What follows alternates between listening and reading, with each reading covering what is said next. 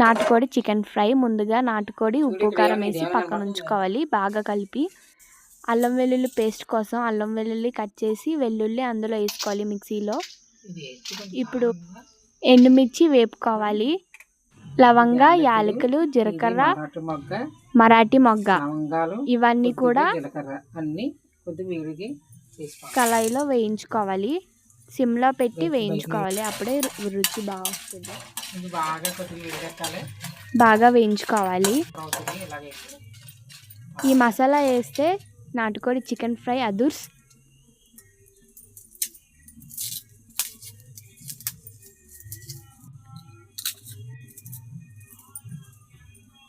ఇప్పుడు అల్లంలో వెల్లుల్లి కూడా వేసుకోవాలి.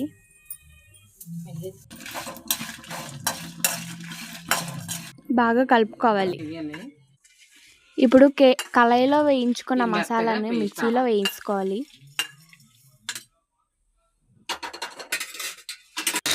మిక్సీలో వేసుకొని ఆడించుకోవాలి పొడిగా. ఒకసారి మసాలాని మళ్ళీ వేయించుకోవాలి. నీళ్ళేసి మళ్ళీ వేయించుకోవాలి.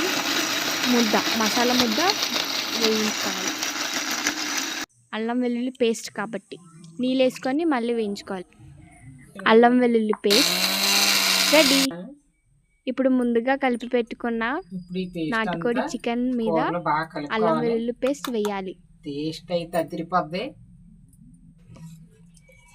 అల్లం వెల్లుల్లి పేస్ట్ నాటుకోడి ముక్కలో వేసుకోవాలి. వేసి బాగా కలపాలి.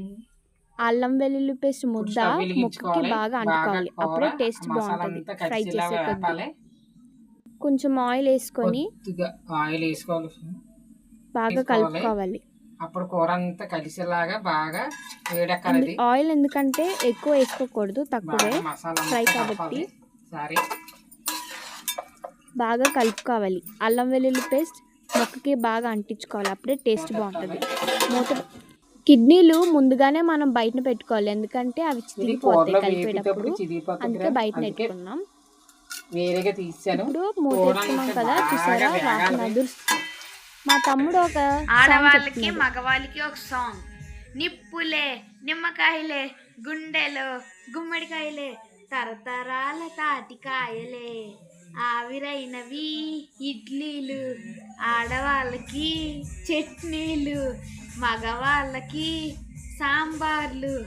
Rajamma tiffin ready, plate 10. మా తమ్ముడు సాంగ్ చెప్పాడు కదా, బాగుందా? కామెంట్ చేసి చెప్పండి.